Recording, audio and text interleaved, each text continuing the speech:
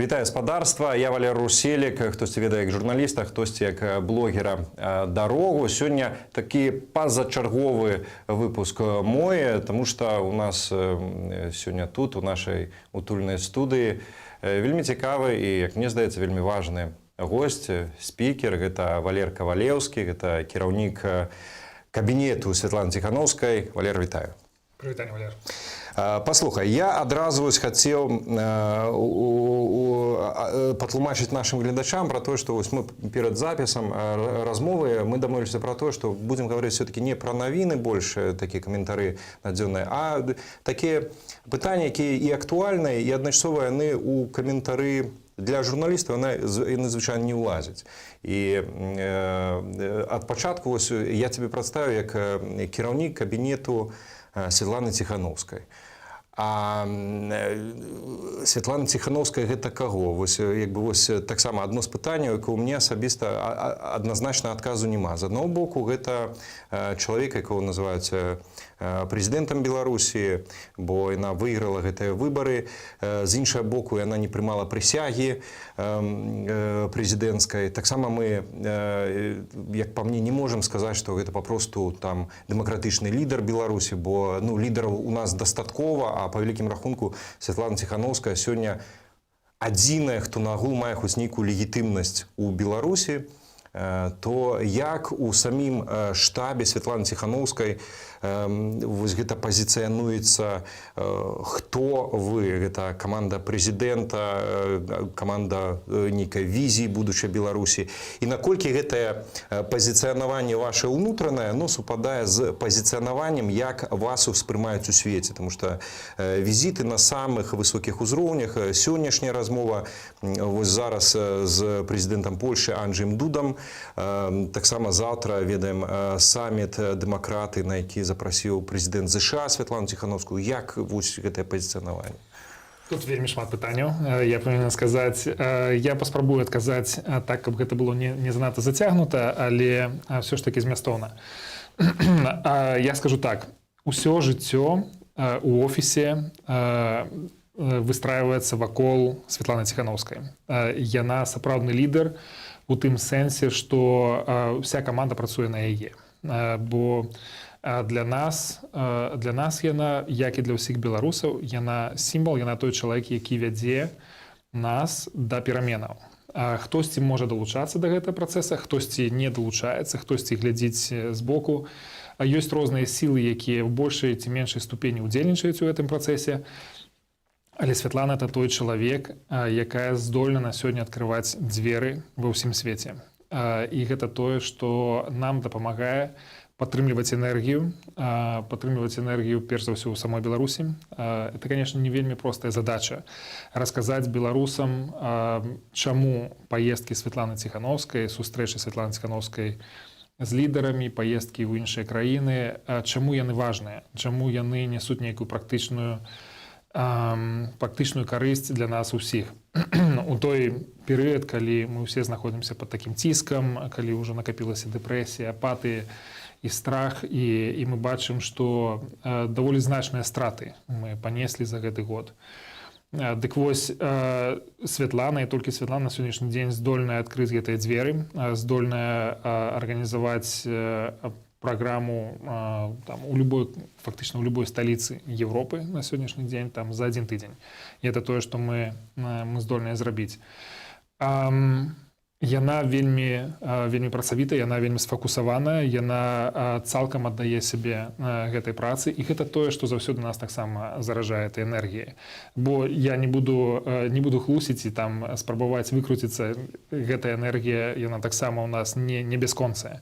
Таксама трэба нейкая падпітка, і таксама трэба знаходзіць нейкія прыклады з жыцця сярод саміх беларусаў, часам сярод замежных і палітыкаў, і экспертаў, якія нам гавораць пра тое, што мы робім, гэта унікальна. Тое, што мы здолелі захаваць гэту энергію, гэту увагу да Беларусі, гэта такое не здаралася ніколі, і мала каму яно атрымлівалася ў гісторыі.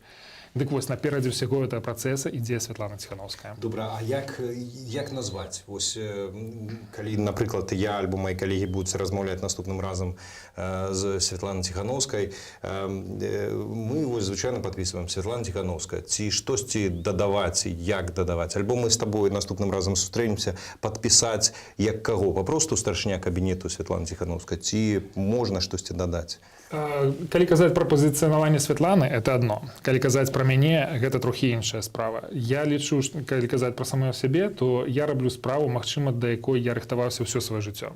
І калі мне атрымаецца вырашыць гэтую праблему для Беларусі, дапамагчы Святлане выканаць тую задачу, якую яна для сябе паставіла, прывесці краіну да выбараў, якія будуць дэмакратычнымі, якімі будуць вольнымі, то я лічу, што я чагосьці дасягну ў сваім жыцці. І мне здаецца, што усе тыя этапы, якія ў мяне былі, гэта і дыпламатычная служба, гэта і прыватны сектар, гэта і праца ў сусветным банку, і праца ў журналістыцы, і адукацыя, якую я атрымліваў там і ў бізнес-асяроддзі, і ў міжнародных адносінах, яны ўсе ў суме зрабілі з мяне таго чалавека, які можа працаваць эфектыўна над той задачай, якую на сябе ўзяла Святлана Ціханаўская. То бок я лічу сябе на сваім месцы. Я прыйшоў у каманду ў той час, калі гэта было патрэбна.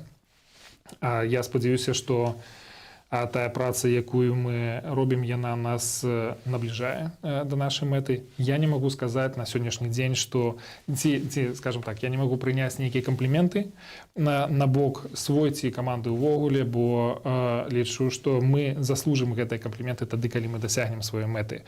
Пакуль яшчэ вельмі рана казаць, што там малайцы, класная праца. Не, гэта яшчэ рана зрабіць. Калі казаць зноў жа пра Святлану, гэтых вызначэнняў можа быць вельмі шмат. Наш стандартны такі назва для яе, для Святланы, гэта лідар дэмакратычнай Беларусі. Гэта можа быць лідар дэмакратычных сілаў у Беларусі. Мы пазбягаем нейкіх вызначэнняў, што яна абраны лідар, абраны прэзідэнт, напрыклад, ці прэзідэнт. Мы пазбягаем гэта, бо это будзе безадказна, і гэта не будзе праўдай. У тым сэнсе, што выбары былі сфальсіфікаваны, мы не можам устанавіць іх вынікі, і мы вельмі хацелі заставацца ў прававым полі, каб не было нейкіх спробаў штосьці накруціць, штосьці нацягнуць і назваць сябе тым, кім мы не з'яўляемся на сённяшні дзень. Таму і Святлана сябе ў гэтым сэнсе паводзіць вельмі паслядоўна і вельмі адказна. І мы таксама не спрабуем раздуць сябе да нейкіх памераў, чым мы не з'яўляемся насамрэч. Класна, дзякую за адказ. Я для сябе трошки зразумеў. Яшчэ пытанне, у якое ў мяне вось таксама там супрацьлеглыя нават адказы выклікае. Вось мы зараз размаўляем у часе візіту Святланы Ціханаўскай, усяго штабу у Варшаву. Таксама мы ведаем, што Польшча, таксама як і Літва, паслядоўна падтрымліваюць дэмакратычную Беларусі, і цягам апошніх 1,5 года найбольш так вось гэта ўсё выяўляецца, але і цягам многіх гадоў папярэдніх. І вось такія традыцыйныя не толькі суседзі, але вось такі па-сяброўску настаўленыя да дэмакратычнай Беларусі. І мы ведаем цэлы шэраг такіх краінаў, якія паслядоўна вядуць такую палітыку падтрымання дэмакратычнай Беларусі. Да прыкладу, тыя ж самыя З'ядночаныя Штаты Америки. Адначасова мы ведаем, што ёсць краіны, которые, скажем так, альбо падтрымліваюць дыктатуру, альбо заплюшчваюць вочы на дыктатуру, і гаворка не толькі пра, скажем, пра Расію альбо падобныя ёй дзяржавы, але, да прыкладу, у еўразвязе можна запроста згадаць тую ж самую Аўстрыю. За апошнія 1,5 года таксама мы можам напэўна сказаць, што як ніколі Беларусь, дзякуючы штабу Святланы Ціханаўскай, працуе на дыпламатычным фронце. Вось гэтая праца, ці яна неякая змяняе вось гэты расклад сяброў Беларусі і сяброў дыктатара Лукашэнкі. Я утрырую так вельмі умоўна, але ўсё-ткі. Альбо рэал-палітык гэта трошкі іншае, не так хутка яно змяняецца, чым нам бы хацелася, калі мы хапаемся вось сёння раз, там санкцыі абвесцілі нашыя сябры, але адначасова вось Яра кажа, мы будзем далей купляць і так далей. Як вось тут сітуацыя выглядае? Вельмі цікавае пытанне, і сапраўды не вельмі часта яно гучыць, гэтае пытанне.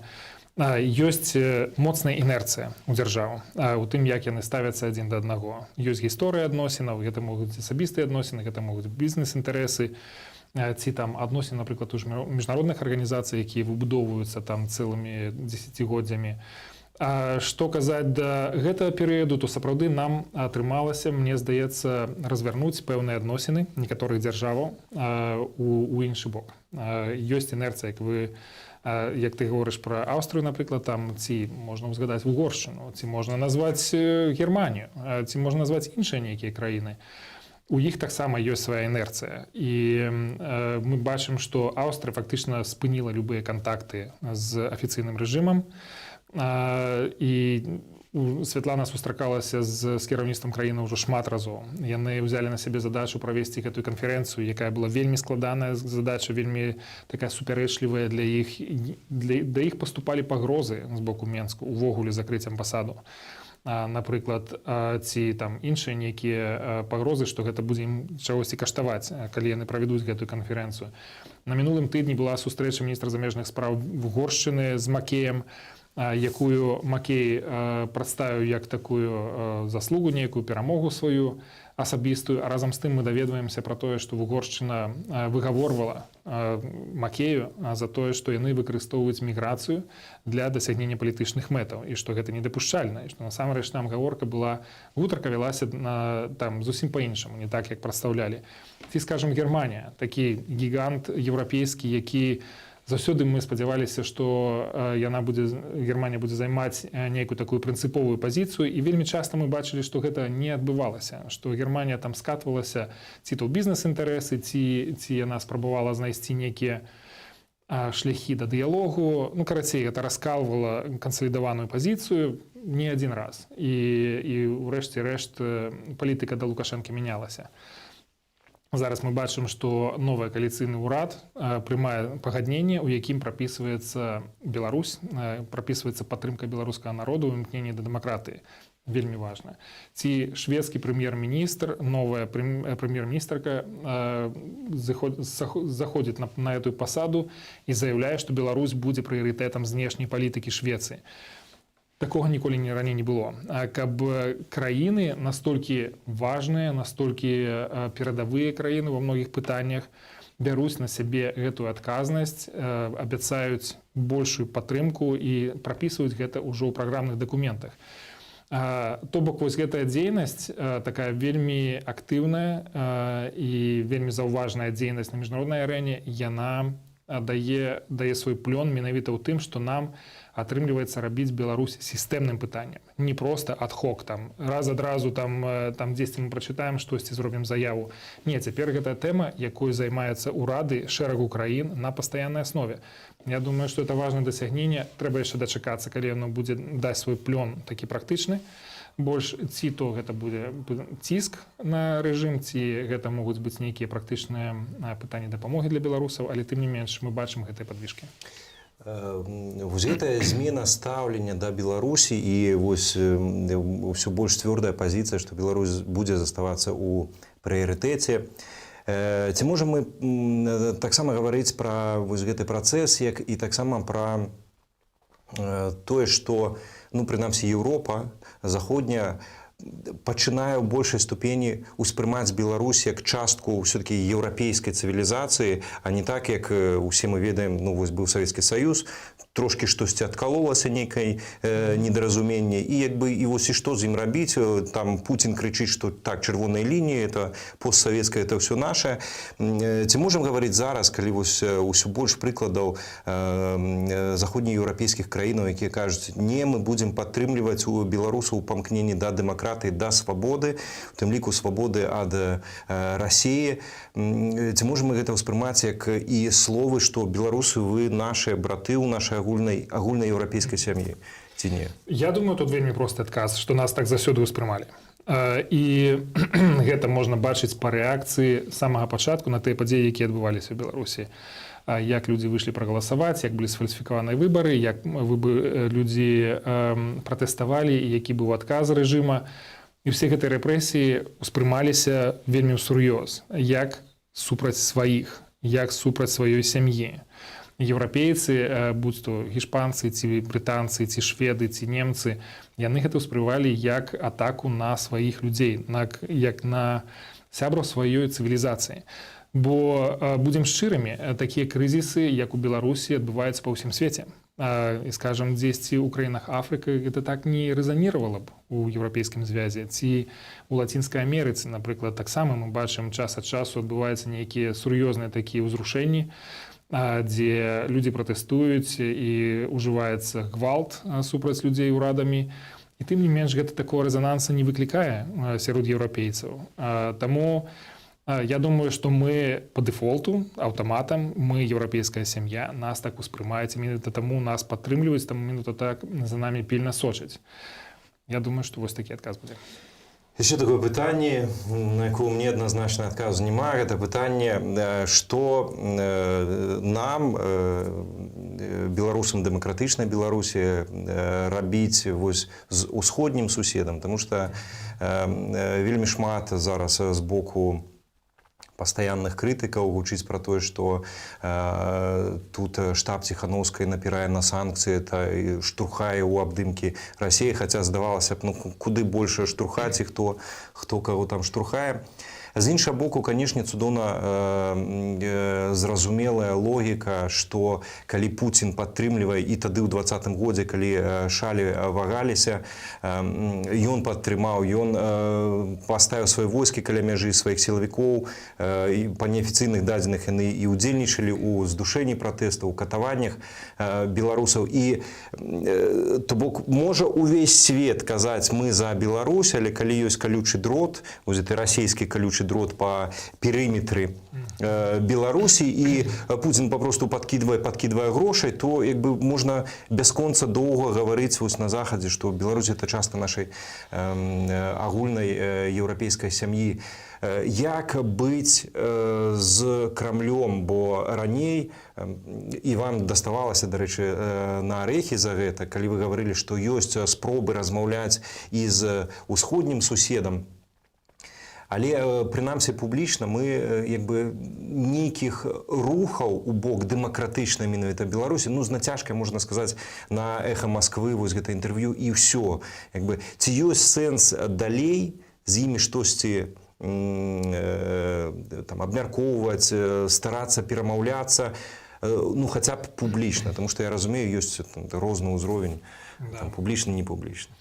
Сапраўды, я тут для пачатку дапоўню папярэдні свой адказ, таму што, да, мы еўрапейская сям'я і нас успрымаюць як еўрапейцаў, але разам з тым ёсць непаразуменне, ці насамрэч мы незалежныя, ці мы з'яўляемся сапраўды незалежнай краінай, якая хоча быць незалежнай, якая хоча быць і дэмакратычнай, і незалежнай.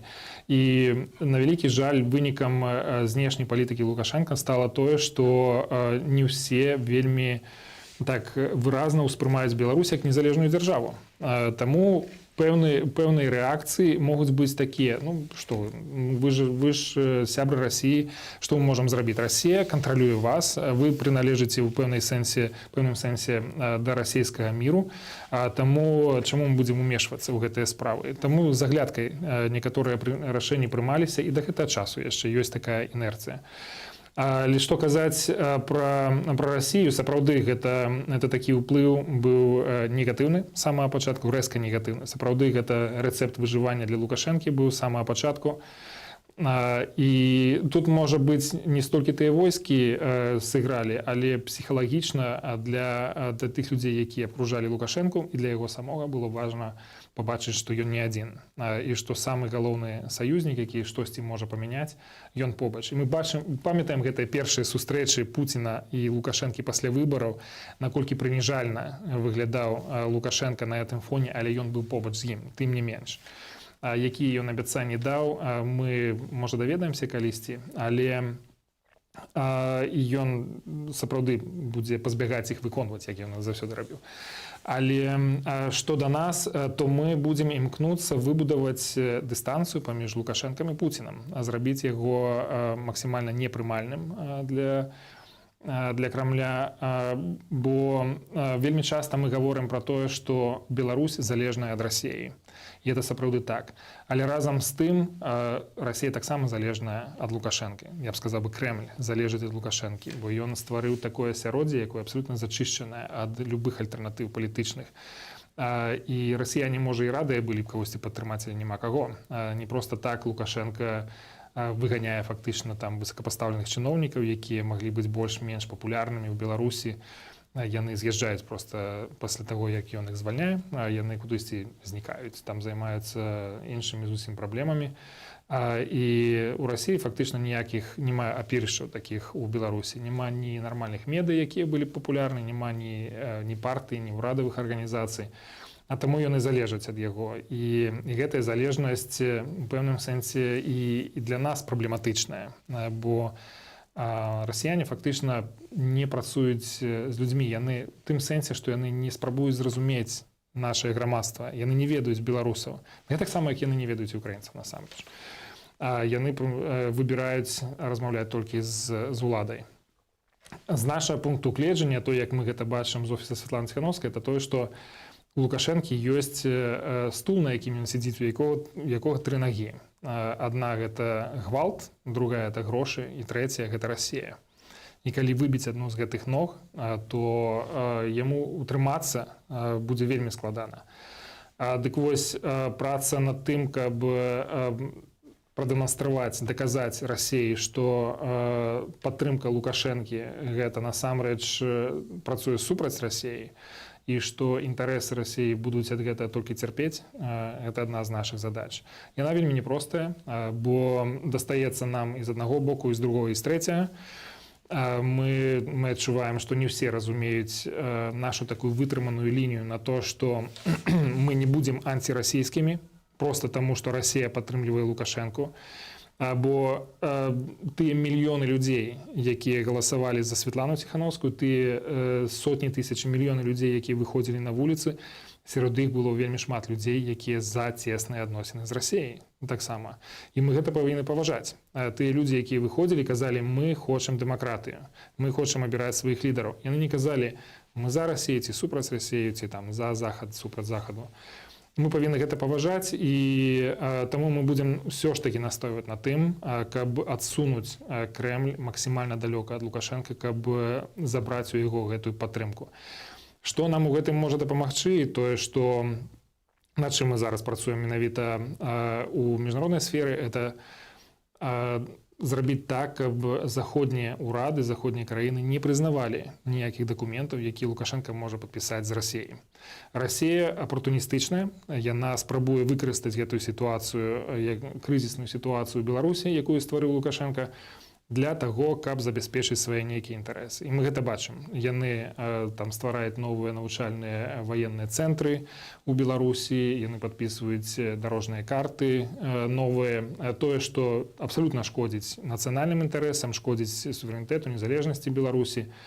Яны гэта робяць у пэўным сэнсе з аглядкай на тое, што Лукашенко нелегітымны, але патрэбен больш выразны сігнал про тое, што...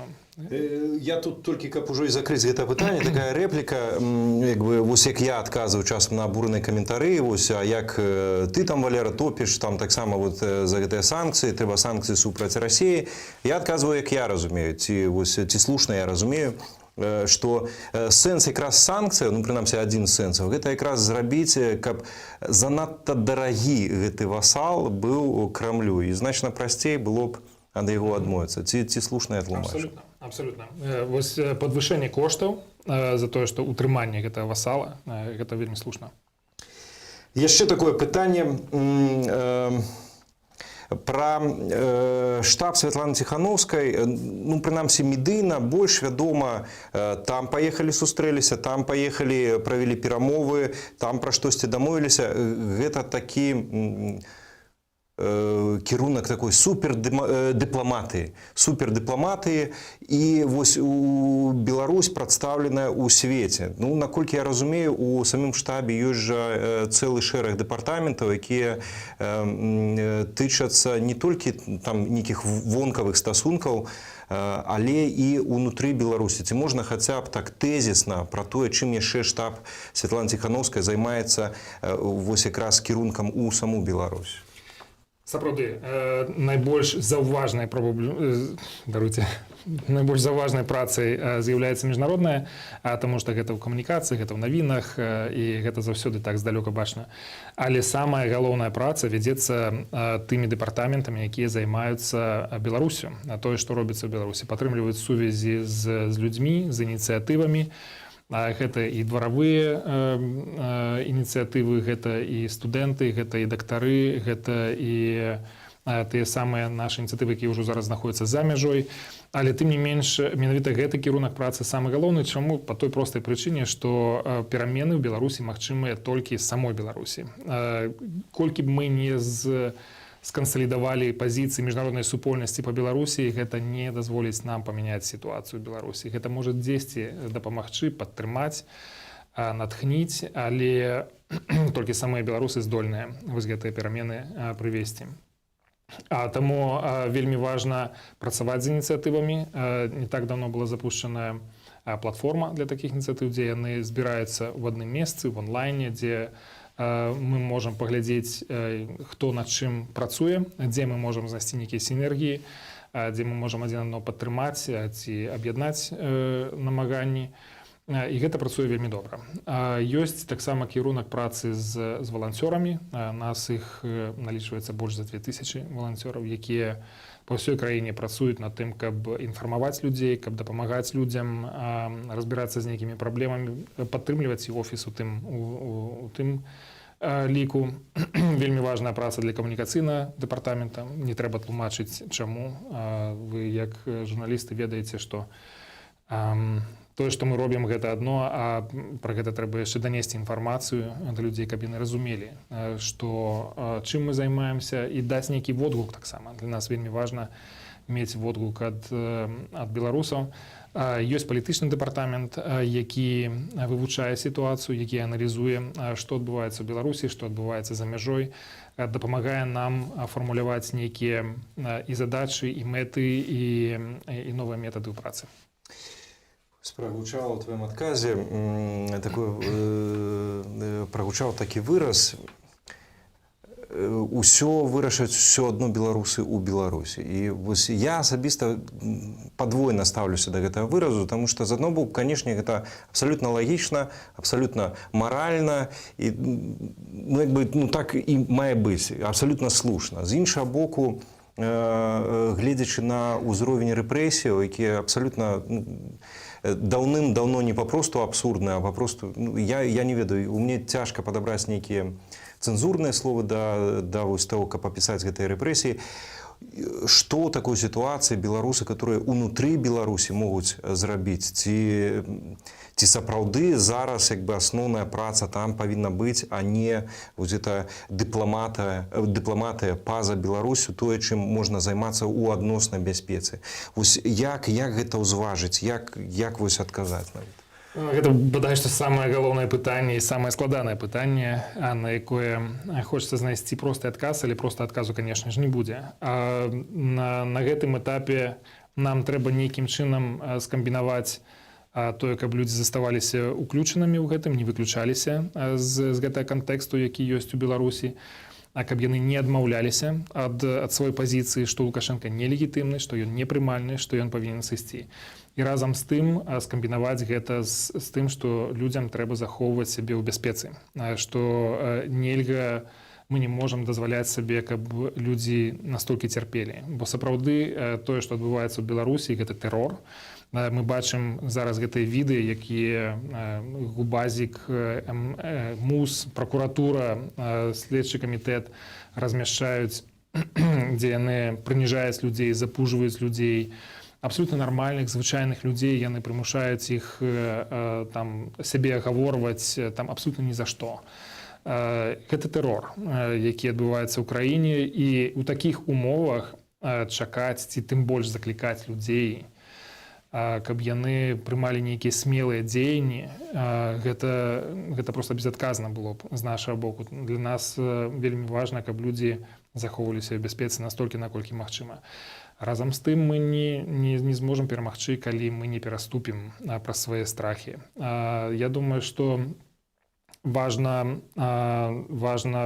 акумуляваць гэтую энергію, захоўваць сваю пазіцыю, тое, што Лукашенко непрымальны, ён нелегітымны, чакаць моманту, правільнага моманту. Тут вельмі важнае цярпенне.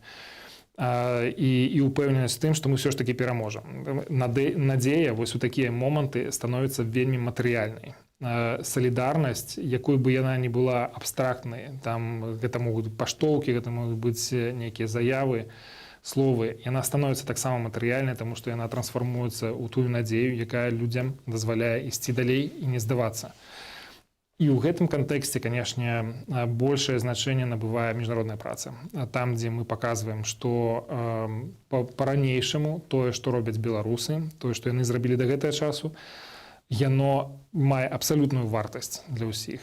І людзі са сваіх бяспечных месцаў, там, гэта могуць быць і палітыкі, і эксперты, яны ўжо шмат што бачылі. І тым не менш, яны, калі глядзяць на тое, што зрабілі беларусы, яны ў захапленні, яны гавораць, што яны такого ніколі не бачылі, і што мы робім неверагодную працу, што мы паказваем вельмі шмат мужнасці. Кожны раз, калі Святлана сустракаецца з кімсьці, кожны раз, калі зрывае нейкія апладысменты, будь то Бундестаг там, ці Еўрапарламент, гэтыя апладысменты ідуць беларусам. Мы павінны гэта разумець, што гэта не апладысменты Святланы Ціханаўскай як такой, як прадстаўніцы беларусаў, і мы павінны гэта таксама цаніць і шанаваць, што гэта ацэнка таго, што мы зрабілі, як мы сябе паводзілі, як мы памяняліся ў вачах міжнароднай супольнасці. Таму трэба верыць, захоўваць надзею, трэба быць упартымі, трэба быць па-добраму упёртымі і казаць, што не, мы не здамося, але тым не менш трэба захоўваць сябе ў бяспецы. Прыйдзе час, калі ўсё гэта спатрэбіцца, і вельмі важна наблізіць гэты момант. Які гэты момант будзе? Это можа быць рэферэндум, это можа быць нейкі эфект ад санкцый, гэта могуць быць нейкія надзвычайныя падзеі, якія адбудуцца ў Беларусі і дапамогуць нам мабілізавацца, але гэта абавязкова адбудзецца.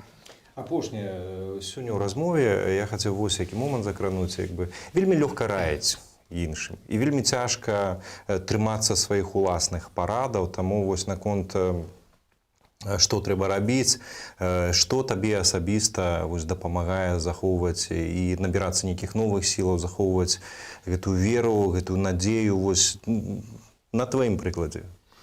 Я могу сказаць, што это калегі, конечно, наша каманда, наш калектыў, тое, дзе мы ўсе адзін аднаго падтрымліваем. Мы як такі адзін арганізм, дзе немагчыма проста выпасці з гэтай абоймы, і ты рухаешся з усімі з аднолькавай хуткасцю, таму што хуткасць насамрэч вельмі высокая. Той тэмп, які мы задалі ў працы, ён захоўваецца, ён заўсёды вельмі высокі. Это калі можна параўнаць гэта як, скажам, кампанія палітыка на працягу перадвыбарчай кампаніі. Гэта 24 гадзіны на суткі, дзе ты працуеш, дзе ты ўключаны, не выключаешся. І, дарэчы, літаральна дзень таму быў роўна год, як я далучыўся да каманды Святланы Ціханаўскай. І вось гэты год ён проста, канешне, быў неверагодны па тых аб'ёмах працы, якія былі зроблены усім нашым калектывам, усёй камандай. Не так проста захоўваць гэтую энергію, канешне. І таксама ёсць і выгаранне, ёсць і стрэс, ёсць і расчараванне таго, што не адбылася тое, чаго мы чакалі, адбудзецца вось-вось-вось. Мы былі так блізка да гэта, і это не адбылося. Але разам з тым ёсць і пачуццё адказнасці, што мы павінны рухацца далей. Мы павінны, таму што гэта па-ранейшаму блізка. Тое, што было там у жніўні, я сказаў сабе, гэта лепшы шанец, які быў у беларусаў змяніць гэтую сітуацыю, пазбавіцца ад дыктатуры. У снежні, калі я далучаўся да каманды Ціханаўскай, то сітуацыя была ўжо значна больш складанай, і тым не менш аказаў сабе, гэта тым не менш самы лепшы шанс, які ў нас ёсць, каб змяніць сітуацыю. І нават сёння, калі сітуацыя, здаецца, ўжо павярнулася на 180 градусаў для ўсіх для нас, я па-ранейшаму магу сцвярджаць, што гэта самы лепшы наш шанс памяняць сітуацыю, пазбавіцца гэтай ракавай пухліны на целе Беларусі, і мы проста павінны быць упэўнены тым, што мы дасягнем свайго, бо перамагае той, хто верыць і упіраецца изо ўсіх сіл. той, хто ўрэшце змагаецца. Змагаецца так. Вельмі файная вось гэта алегорыя, гэта метафора адносна перадвыбарчай кампаніі, вось калі параўнаць гэты тэм, потому што перад размовай мы размаўлялі пра тое, што цэлы збег абставінаў таго, чаго не было дагэтуль, спрацавала, адбылося вось цягам апошніх 1,5-2 гадоў. І якраз ніколі не было такой працяглай перадвыбарчай кампаніі, калі мы гаварылі пра тое, што весь ваш штаб і Святлану Ціхановскую варта пазіцыянаваць як прадстаўніцтва дэмакратычнай Беларусі, то упершыню такая працяглая і зацятая перадвыбарчая кампанія будучай дэмакратычнай Беларусі. Таму я таксама гляджу з аптымізмам, з такой-то кампаніяй, я думаю, што рана ці позна пераможам. І дзякую вялікі за сённяшнюю размову, таму што ведаю, вельмі складана было знайсці ў шчыльным графіку. Мне было дзякуй за запрашэнне. Для мяне гонар быць часткай вось гэтых першых тыдняў вашай працы. Зычу поспеху вам, всей команде. И, конечно, такого продукта не бывает занадто шмат. То, что вы приводите людей, то, что вы даете возможность выказаться, отрефлексировать по наших подеях, то вам удачи, вам дякую за вашу працу. Клас. Гэта быў Валер Кавалеўскі, кіраўнік кабінету лідаркі дэмакратычнай Беларусі Святланы Ціхановскай. І я, Валер Руселік, спадарства, дзякуй, напаўняйце сваё жыццё сэнсам і заставайцеся з намі.